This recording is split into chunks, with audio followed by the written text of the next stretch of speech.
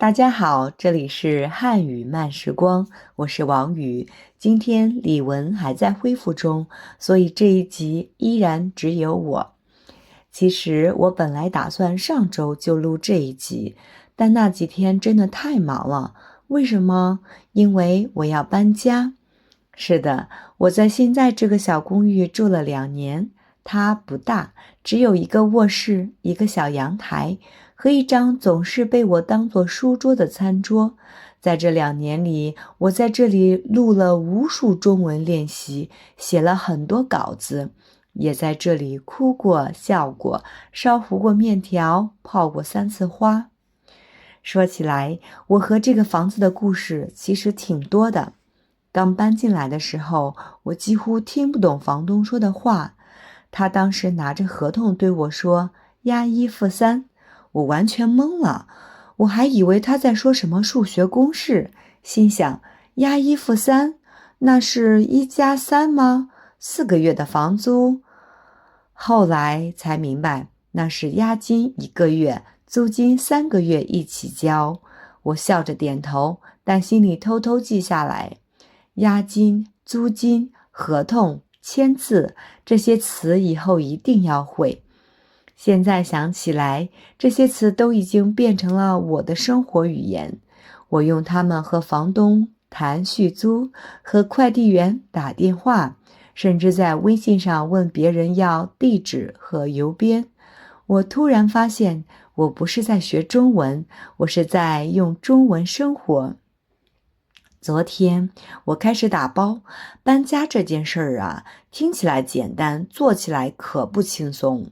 我在地上铺了一大张纸板，把箱子一个一个摆好，在每个箱子外面我都贴了标签：衣服、书、厨房、杂物。可是当我真的开始收拾的时候，我发现每一样东西都让我犹豫。比如那只小茶杯，是我来中国的第1天买的。当时我住在一个合租的房子，厨房里连一个能泡茶的杯子都没有。我走到便利店，看到一只白色的陶瓷杯，上面写着生活要慢一点。我当时没说出口的中文就是这句话。我把那只杯子拿在手里看了很久，杯口有一点裂缝，但我还是放进了要带走的箱子里。我打开衣柜，发现里面有几件我几乎没穿过的衣服，有一件黄色的外套。我想起那是我第一次去北京动物园时买的。那天风很大，我的帽子被吹走了，旁边有一个小女孩捡起来还给我，说：姐姐，帽子飞了。那一刻，我第一次用中文笑着说谢谢你，虽然发音不太标准，但她听懂了。我忽然觉得语言的意义有时候就在这些小瞬间，不是背单词，不是考试，而是在人和人之间有一句听得懂的谢谢。打包到下午，我的房间看起来有点乱，地上全是箱子、胶带和灰尘。我坐在地上喝水，听到窗外的风吹过，好像也在帮我说再见。我突然想到，搬家也像学习语言。一开始你不知道要带什么，要放下什么，慢慢的你学会选择。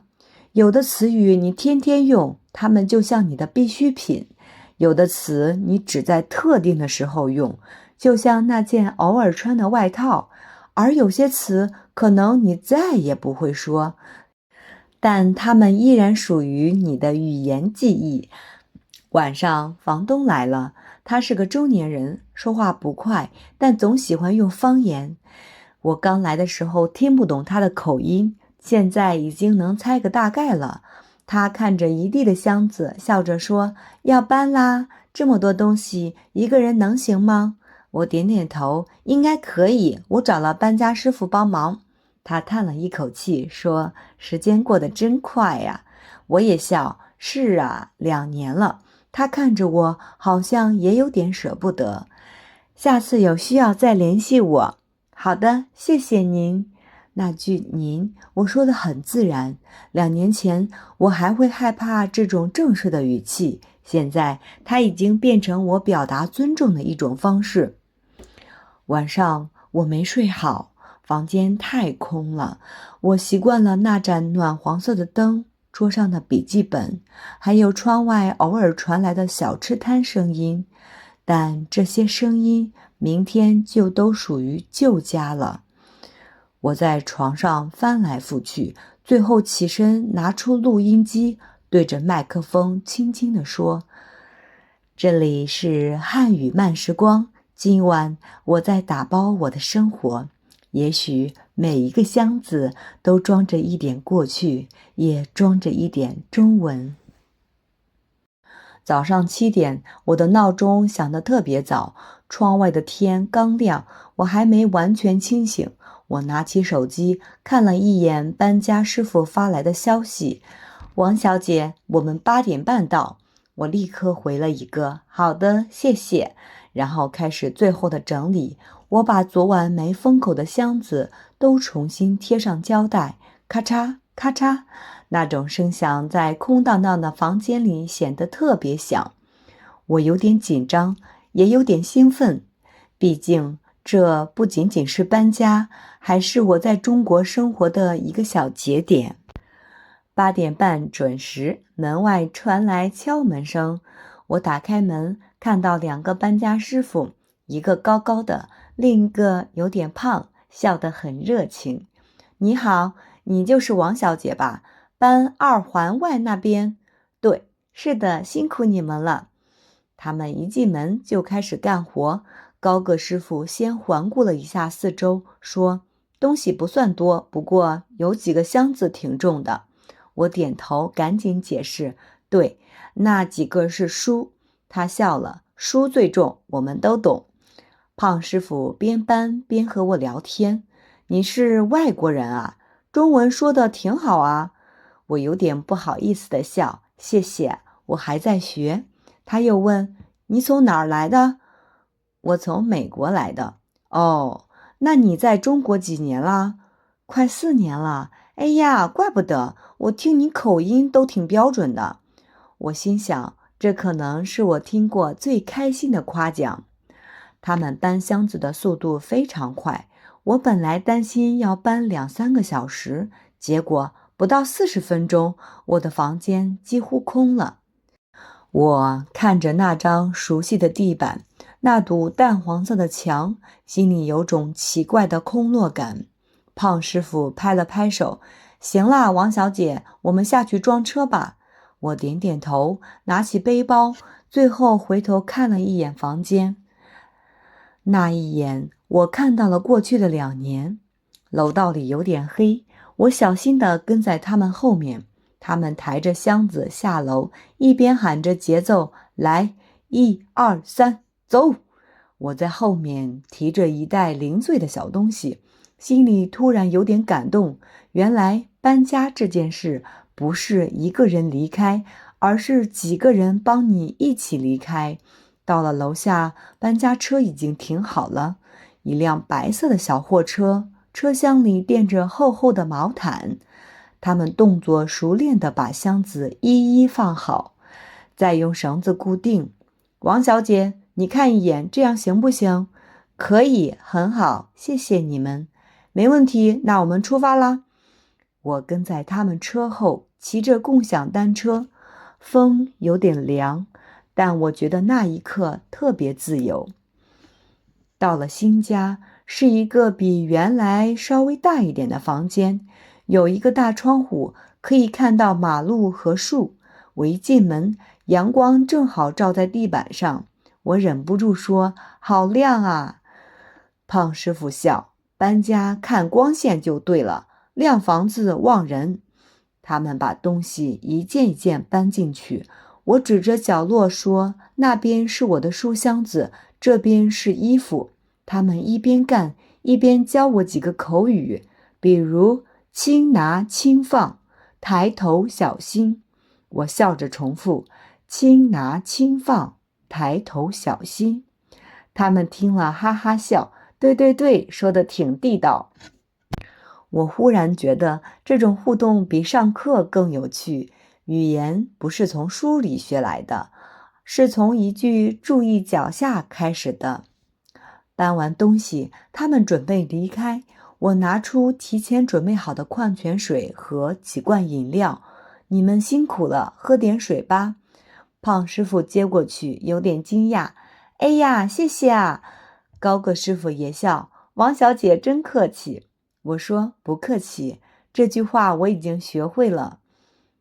他们一起笑，说那你在中国肯定待得挺好。他们走后，房间里只剩下我，阳光还在，箱子堆得乱七八糟。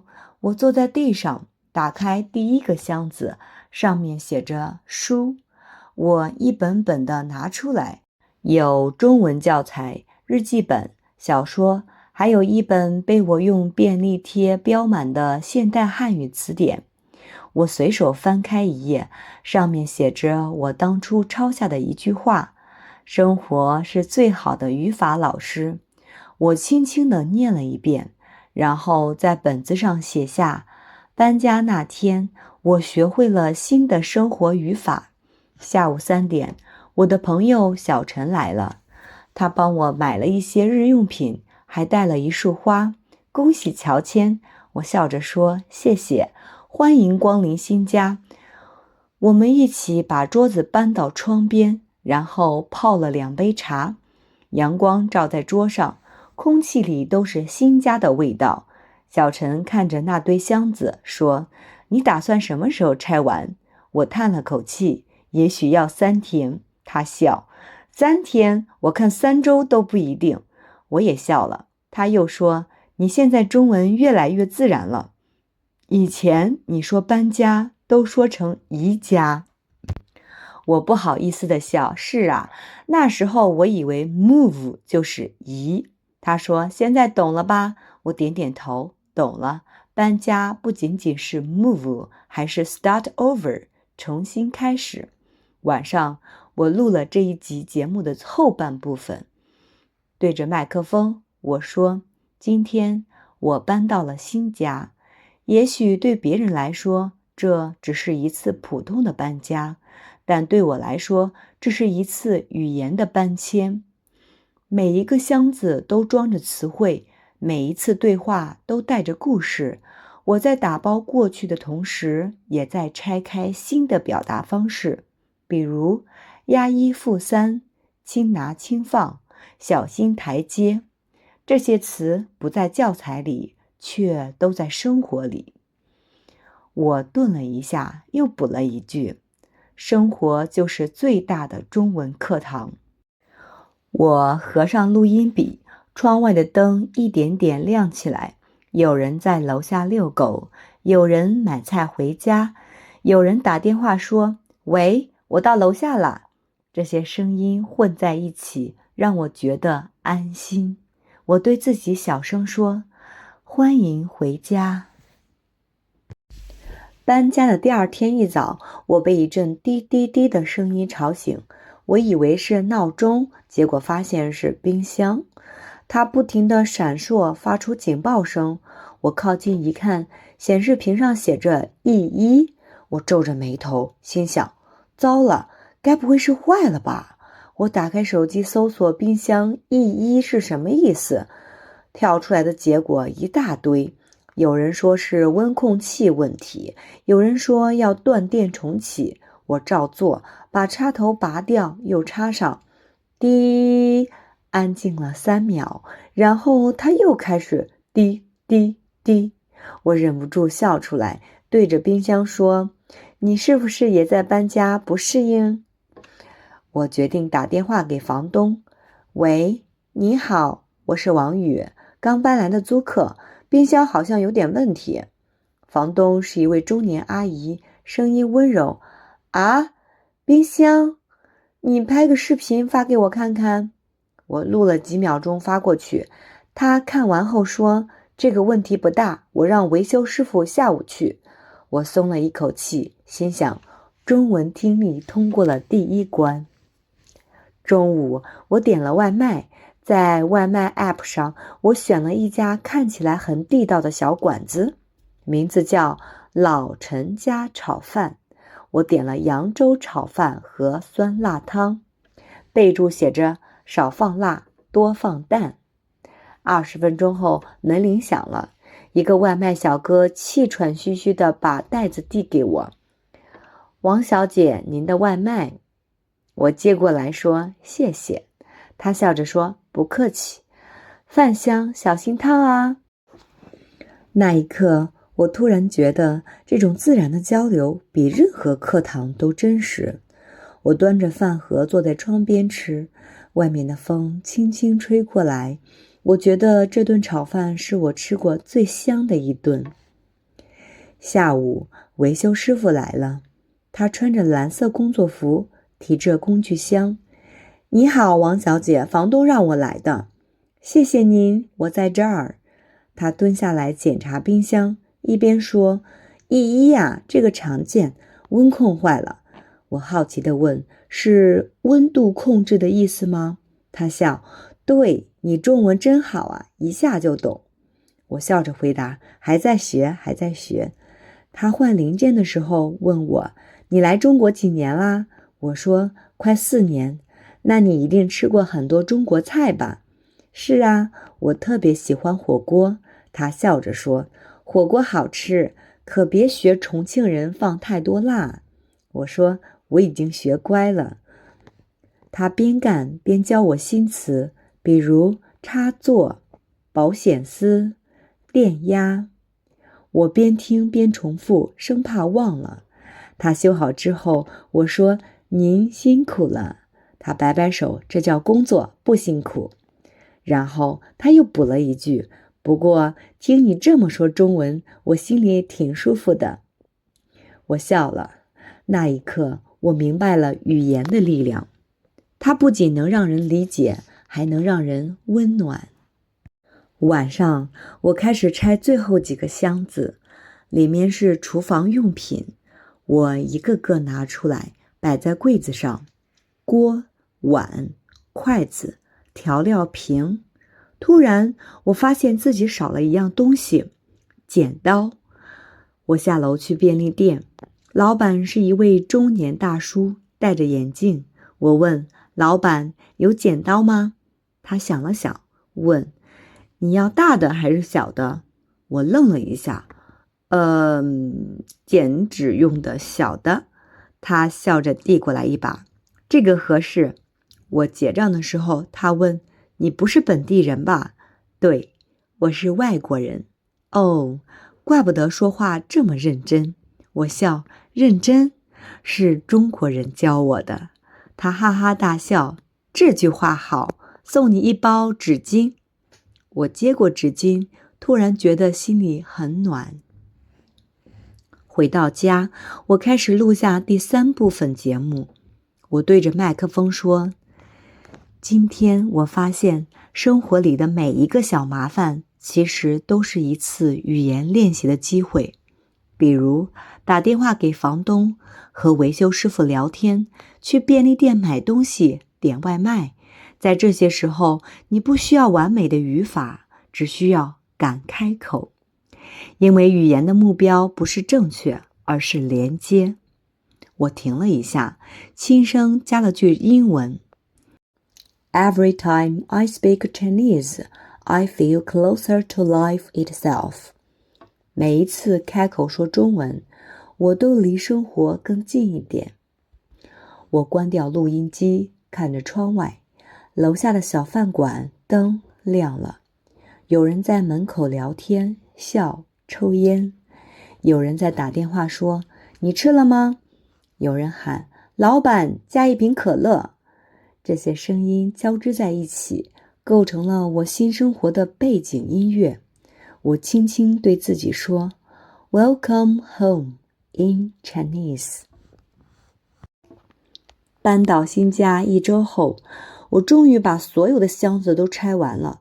房间干净明亮，桌上摆着花，窗边挂着小风铃，每次风吹进来，风铃就叮叮响，我都觉得很安心。那天是周六，我准备在家休息，刚泡好茶，门铃就响了。我打开门，是隔壁的邻居阿姨，她50多岁，穿着碎花裙，笑得很亲切。你好啊，我是你隔壁的，姓刘。您好，刘阿姨，我是王宇，新搬来的。我看你最近搬家挺忙的，今天我做了点小菜，拿来给你尝尝。她递过一个保鲜盒，里面是看起来特别香的红烧肉。我赶紧接过来，哎呀，太客气了，谢谢您。刘阿姨摆摆手，别客气，邻居嘛，应该的。我一边请她进门，一边心里想，这就是中国式热情吧。刘阿姨坐在沙发上，我给她倒了一杯茶。她看着我的布置，说，哎呀，小姑娘，你这房间挺有味道的。我笑了笑，谢谢，我喜欢简单一点。她又问，你是外国人，中文说得这么好。我说谢谢，我还在学呢。她眯起眼笑，你们外国人真有耐心，我家小外孙中文都说不好。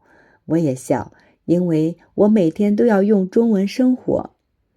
我们就这样边喝茶边聊天，他讲他家老伴每天爱看新闻，他自己喜欢跳广场舞。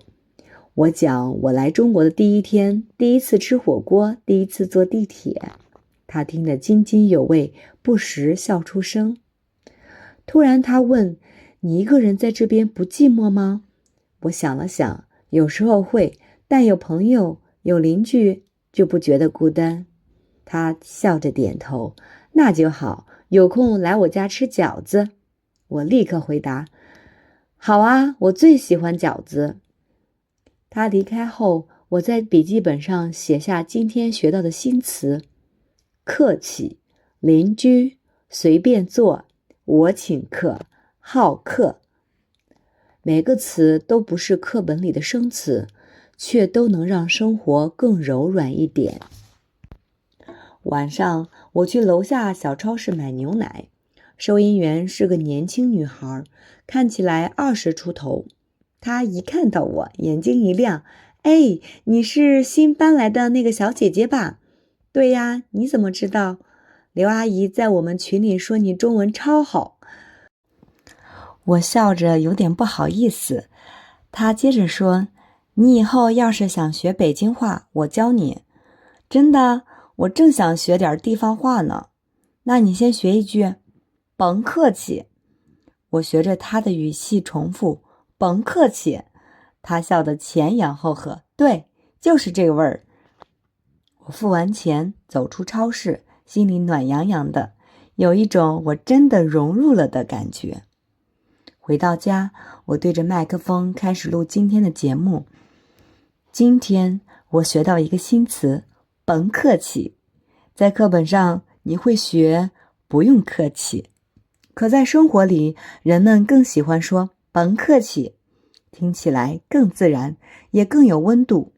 我发现中文的美不仅在于语法，而在于情感。就像刘阿姨说，来我家吃饺子，她不是邀请你学习词汇，而是在邀请你走进生活。语言的根在生活里，你用它点餐、搬家、交朋友，它就会在你心里生根发芽。我停了一下，用英文补充。Language doesn't live in the textbook. It lives in your everyday moments. 我关掉麦克风，靠在椅子上，突然觉得房间特别安静。那种安静不是空的，而是像被温柔包裹的。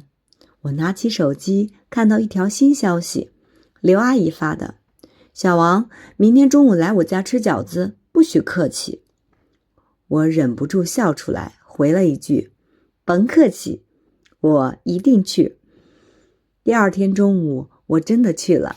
刘阿姨家里热气腾腾，她一边包饺子一边说，你喜欢什么馅儿的？猪肉白菜可以吗？当然可以。我站在旁边学着她包饺子，她说，看，这个要捏紧，不然煮的时候会漏。我跟着学，捏得歪歪扭扭。没事儿，第一次都这样。等饺子煮好，他给我盛了一碗，我一口咬下去，烫得直吸气。他赶紧递来水，慢点慢点，别急。我点头，太好吃了。他笑得眼睛都眯成了一条线，喜欢就好。那一刻，我心里有点酸，因为我突然意识到，这不只是吃饺子，这是被接纳的味道。晚上，我写下了这集的最后一段旁白。我一直以为学中文就是学语法、记单词，但后来我发现，学中文其实是在学生活。每一次谢谢，每一次别客气，每一个饺子的香气都是一堂语言课。我不只是会说你好，谢谢，我也会说甭客气，会和邻居聊天，会在茶香里感受中文的温度。语言不是被记住的，是被生活出来的。我轻轻关上录音机，屋外的风铃又响了几声。我笑着对自己说，中文的家，我找到了。